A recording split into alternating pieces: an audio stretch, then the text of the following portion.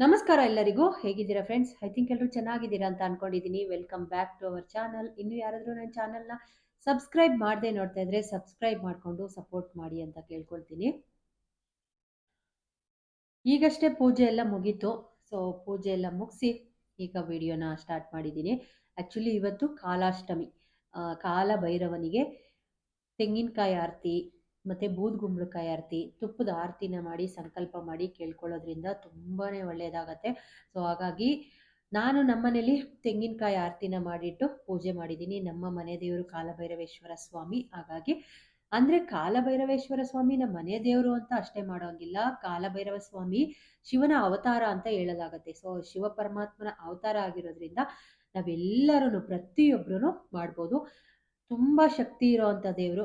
So ಹಾಗಾಗಿ ನಾವೇನೇ ಕೇಳ್ಕೊಂಡು ಬೇಡ್ಕೊಂಡ್ರು ಕೊಡ್ತಾರೆ. ಸೊ ಅದಕ್ಕೋಸ್ಕರ ನಾನು ಇವಾಗ ಪೂಜೆ ಎಲ್ಲ ಮುಗಿಸಿದ್ದಾಯ್ತು. ಇವತ್ತು ಪೂಜೆ ಎಲ್ಲ ಮುಗಿಸಿ ನಿಮ್ಗೊಂದು ಕ್ವಿಕ್ ಆಗಿ ಒಂದು ಅಪ್ಡೇಟ್ ಅಂತನಾದರೂ ತಿಳ್ಕೊಳ್ಳಿ. ಈಗ ನೆಕ್ಸ್ಟ್ ಇನ್ನೇನು ಬರ್ತಾ ಇರೋ ಅಂತ ಮುಂದಿನ ಆಷಾಢ ಮಾಸಕ್ಕೆ ಒಂದು ಒಳ್ಳೆ ವಿಷಯನ ನಿಮ್ಮ ಜೊತೆ ಶೇರ್ ಮಾಡೋಣ. ಇನ್ನೇನು ಆಷಾಢ ಮಾಸ ಶುರುವಾಗ್ತಾ ಇದೆ. ಸೊ 14ನೇ ತಾರೀಕು ಅಮಾವಾಸ್ಯೆ ಬಂದಿದೆ, ಮಂಗಳವಾರ. ಅದು ಮಣ್ಣೆತ್ತಿನ ಅಮಾವಾಸ್ಯೆ ಅಂತಲೂ ಕೂಡ ಕರೆಯಲಾಗುತ್ತೆ. ಆ ಅಮಾವಾಸ್ಯೆ ಮುಗಿದು ನೆಕ್ಸ್ಟ್ ಡೇಗೆ ಶುರುವಾಗ್ತಾ ಇದೆ ಆಷಾಢ ಮಾಸ. ಆಷಾಢ ಮಾಸದಲ್ಲಿ ಅಮ್ಮನವರಿಗೆ, ಜಗನ್ಮಾತೆಗೆ, ಎಲ್ಲ ಶಕ್ತಿ ದೇವತೆಗಳಿಗೆ, ಹೆಣ್ಣು ದೇವರುಗಳಿಗೆ ಪೂಜೆ ಮಾಡೋದ್ರಿಂದ ಮನೆಯಲ್ಲೂ ಕೂಡ ಮಾಡೋದು ಹೇಗೆ ಅಂತಲೂ ತಿಳಿಸ್ತೀನಿ. ಮಾಡೋದ್ರಿಂದ ತುಂಬಾ ಒಳ್ಳೆಯದಾಗತ್ತೆ. ನಾವು ಏನೆಲ್ಲ ಹೆಣ್ಮಕ್ಳು ಬೇಡ್ಕೊಂಡು ಪೂಜೆ ಮಾಡ್ತೀವೋ ಅದನ್ನು ಖಂಡಿತವಾಗ್ಲೂ ನೆರವೇರಿಸ್ತಾರೆ. ಸೊ ಹಾಗಾಗಿ ಅದ್ರ ಬಗ್ಗೆನೇ ಇವತ್ತಿನ ವಿಡಿಯೋ ಆಗಿರುತ್ತೆ. ವಿಡಿಯೋನ ಸ್ಕಿಪ್ ಮಾಡದೆ ಕೊನೆ ಎಂಡ್ವರೆಗೂ ನೋಡ್ತಾ ಹೋಗಿ. ಪೂಜೆ ಯಾವ ಥರ ದೀಪ ಹಚ್ಚಬೇಕು ಮನೆಯಲ್ಲಿ ಅದರಲ್ಲೂ ಕೂಡ ತಿಳಿಸ್ಕೊಡ್ತೀನಿ. ಆ್ಯಕ್ಚುಲಿ ಜುಲೈ 14ನೇ ತಾರೀಕು ಅಮಾವಾಸ್ಯೆ ಮುಗಿದು ಜುಲೈ 15ರಿಂದ ಆಷಾಢ ಶುರುವಾಗ್ತಾ ಇರೋದು. ಜುಲೈ 17, 24, 31, 7ನೇ ತಾರೀಕು, ಆಗಸ್ಟ್ 7ನೇ ತಾರೀಕು, ಇಷ್ಟು 4 ಶುಕ್ರವಾರ ಸಿಗತ್ತೆ. 4 ಶುಕ್ರವಾರನೂ ಮಾಡ್ಬೋದು ಸಾಧ್ಯವಾದರೆ. ಈಗ ಮಧ್ಯದಲ್ಲಿ ಲೇಡೀಸಿಗೆಲ್ಲ ಪೀರಿಯಡ್ಸ್ ಬರುತ್ತಲ್ಲ, ಸೊ ಹಾಗಾಗಿ ಮಾಡೋಕ್ಕಾಗಿಲ್ಲ ಅಂದರು ಒಂದು 3 ಶುಕ್ರವಾರ ಇಲ್ಲ ಅಂದರೆ 2 ಶುಕ್ರವಾರನಾದ್ರೂ ಈ ದೀಪನ ಹಚ್ಚಿಟ್ಟು ಮನೆಯಲ್ಲಿ ಬೇಡ್ಕೊಂಡ್ರೆ ತುಂಬಾ ಒಳ್ಳೆಯದು. ನಿಜವಾಗ್ಲೂ ಯಾರೆಲ್ಲ ಆಷಾಢ ಮಾಸದಲ್ಲಿ ಜಗನ್ಮಾತೆನ ಪೂಜೆ ಮಾಡ್ತಾರೋ ಅವರಿಗೆ ನಿಜವಾಗ್ಲೂ ಬೇಡಿದ್ದೆಲ್ಲ ಕೊಡ್ತಾರೆ. ನಾನಂತೂ ಚಾಮುಂಡೇಶ್ವರಿಯ ಭಕ್ತೆ ಅಂತಲೇ ಹೇಳ್ಬೋದು. ಸೊ ನಾವು ಚಿಕ್ಕವರಿದ್ದಾಗ್ಲಿಂದನೂ ನನ್ನ ಲಾಸ್ಟ್ ವಿಡಿಯೋಗಳಲ್ಲೂ ಹೇಳ್ತಾ ಇರ್ತೀನಿ, ನಮ್ಮ ಅಮ್ಮನ ಊರಲ್ಲಿ ಚಾಮುಂಡೇಶ್ವರಿ ದೊಡ್ಡ ದೇವಸ್ಥಾನನೇ ಕಟ್ಟಿ ಪೂಜೆ ಮಾಡಿಸ್ತಾರೆ. ಇಡೀ ಊರ ಮನೆಗಳಲ್ಲಿ ಎಲ್ಲರ ಮನೆಯಲ್ಲೂ ಚಾಮುಂಡೇಶ್ವರಿ ಅಮ್ಮನವ್ರದ್ದೇ ಫೋಟೋ ಅಂತೂ ಇದ್ದೇ ಇರುತ್ತೆ.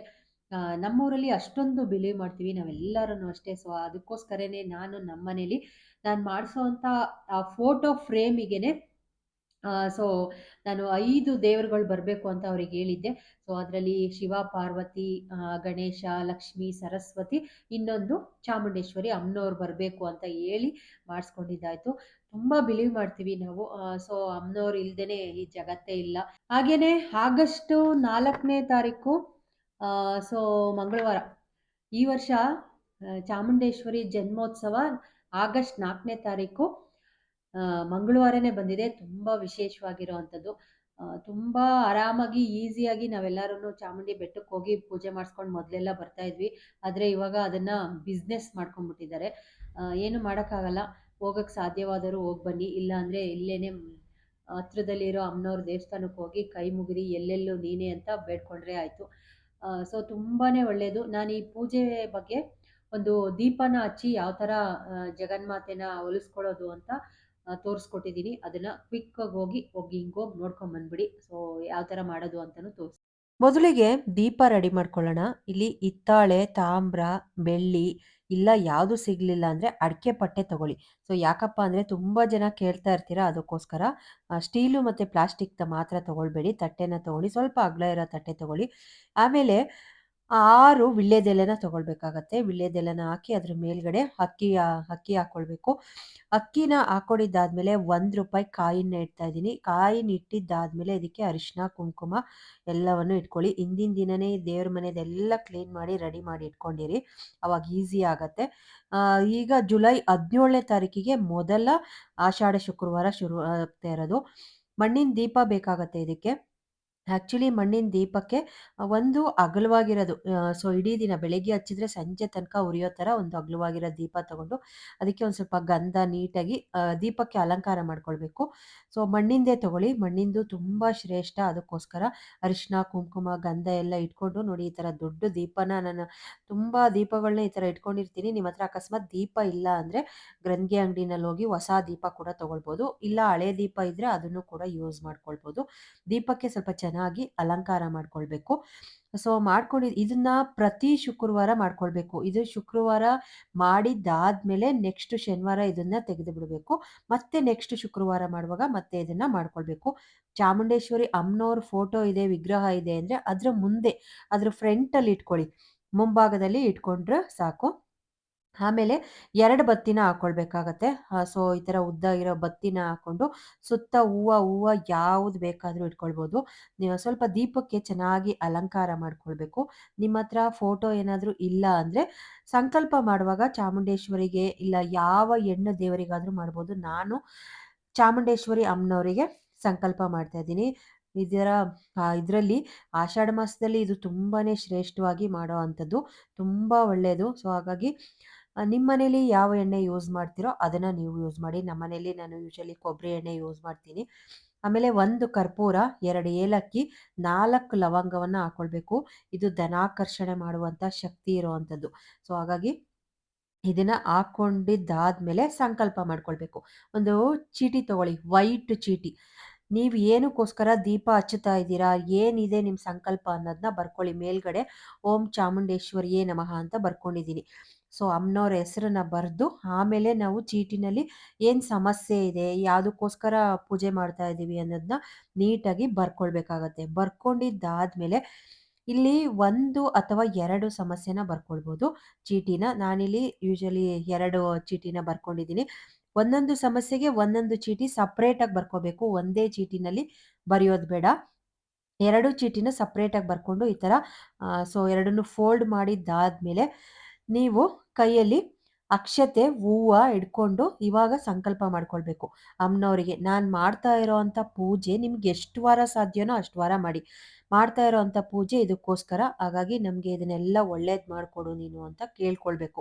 ಸೊ ಈ ಥರ ಕೈ ಅಮ್ಮನವರ ದೀಪದ ಮುಂದೆ ದೀಪನ ಹಚ್ಚಿಟ್ಟು ಈ ಥರ ಸಂಕಲ್ಪ ಮಾಡ್ಕೊಂಡಿದ್ದಾದ್ಮೇಲೆ ದೀಪದ ಹಿಂದೆ ಅಂದರೆ ಅಮ್ಮನವ್ರ ಫೋಟೋದ ಮುಂದೆ, ಅಕಸ್ಮಾತ್ ವಿಗ್ರಹ ಇದ್ದರೆ ವಿಗ್ರಹ ಹತ್ರ, ಇಲ್ಲಾಂದರೆ ಫೋಟೋ ಇದ್ದರೆ ಫೋಟೋ ಹತ್ರ, ಈ ಥರ ನೋಡಿ ಅಲ್ಲಿ ಇಟ್ಬಿಡ್ಬೇಕು ಅದನ್ನ. ಇದನ್ನ ಪ್ರತಿ ವಾರ ಬರಿಬೇಕಂತ ಮತ್ತೆ ಕೇಳಬೇಡಿ. ಅದೇ ಚೀಟಿನ ಎತ್ತಿಟ್ಕೊಂಡಿರಿ. ದೀಪ ಮಾತ್ರ ಚೇಂಜ್ ಮಾಡಿ ತೊಳೆದು ಎಲ್ಲ ಮಾಡ್ಕೊಳ್ಬೇಕು. ಅಕ್ಕಿನ ಏನು ಮಾಡೋದು ಅಂತ ತುಂಬ ಜನ ಕೇಳ್ತೀರಾ. ಇವತ್ತು ನೀವು ಈ ಶುಕ್ರವಾರ ಹಚ್ಚಿದ್ದ ದೀಪ ಹಚ್ಚಿ ಎಲ್ಲ ಮಾಡಿದ್ದಾದ್ಮೇಲೆ ಅಕ್ಕಿನ ಒಂದು ಬಟ್ಲಲ್ಲಿ ಎತ್ತಿಟ್ಕೊಳ್ಳಿ. ಲಾಸ್ಟ್‌ನೇ ದಿನ ನಿಮ್ದು ವಾರ ಮುಗ್ದೋಗುತ್ತಲ್ವಾ, ಲಾಸ್ಟ್‌ನೇ ದಿನ ಸ್ವೀಟ್ ಏನಾದರೂ ಮಾಡ್ಕೊಳ್ಬೋದು.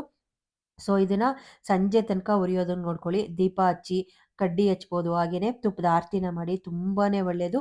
ಎಣ್ಣೆ ಯಾವ್ದು ಬೇಕಾದರೂ ಹಾಕ್ಕೊಳ್ಬೋದು. ನಾನು ಯೂಶಲಿ ಕೊಬ್ಬರಿ ಎಣ್ಣೆ ಅಂತ ಆವಾಗಲೇ ಹೇಳಿದ್ನಲ್ವಾ, ಮಾಡ್ಕೊಳ್ತೀನಿ. ಜುಲೈ 14ಕ್ಕೆ ಶುರುವಾದರೆ ಆಗಸ್ಟ್ 12ನೇ ತಾರೀಕಿಗೆ ಮತ್ತೆ ಅಮಾವಾಸ್ಯೆ ಬರುತ್ತೆ. ಅಮಾವಾಸ್ಯೆ ಮುಗಿದು ನೆಕ್ಸ್ಟ್ ಡೇಯಿಂದ ಶ್ರಾವಣ ಮಾಸ ಶುರುವಾಗ್ತಾ ಹೋಗುತ್ತೆ. ಶ್ರಾವಣ ಮಾಸದಲ್ಲಿ ಈ ಶ್ರಾವಣ ಶುಕ್ರವಾರ ಅಂತ ಮಾಡ್ತಾರೆ, ಶ್ರಾವಣ ಶನಿವಾರ ಅಂತ ಮಾಡ್ತಾರೆ. 2ನೇ ವಾರಕ್ಕೆ ಆಗಸ್ಟ್ 21ನೇ ತಾರೀಕೆ ನಮ್ಮೆಲ್ಲ ಹೆಣ್ಮಕ್ಳಿಗೂ ಪ್ರಿಯವಾಗಿರೋವಂಥ ವರಮಹಾಲಕ್ಷ್ಮಿ ವ್ರತನೂ ಕೂಡ ಬರ್ತಾ ಇದೆ.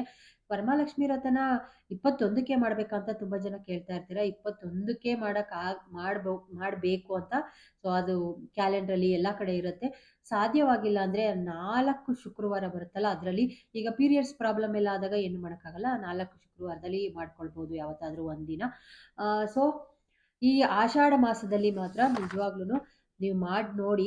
ಯಾರೆಲ್ಲ ಜಗನ್ಮಾತೆ ಚಾಮುಂಡೇಶ್ವರಿನ ಬಿಲೀವ್ ಮಾಡ್ತೀರಾ, ಹೆಣ್ಣು ಶಕ್ತಿ ದೇವತೆಗಳನ್ನ ನಂಬ್ತೀರಾ, ಅಮ್ಮನವ್ರು ಇದ್ದಾರೆ ಅಂತೀರಾ, ಖಂಡಿತವಾಗ್ಲೂ ಒಳ್ಳೇದಾಗತ್ತೆ. ಈ ದೀಪನ ಹಚ್ಚಿಟ್ಟು ಪೂಜೆ ಮಾಡಿ. ನೀವು ಈ ಶುಕ್ರವಾರ ಪೂಜೆ ಮಾಡ್ತಾ ಇದ್ದೀರಾ, ದೀಪ ಹಚ್ತಾ ಇದ್ದೀರಾ ಅಂದರೆ ದಯವಿಟ್ಟು ನಾನ್ ವೆಜ್ ಮಾಡೋದಕ್ಕೆ ಹೋಗ್ಬಿಡಿ.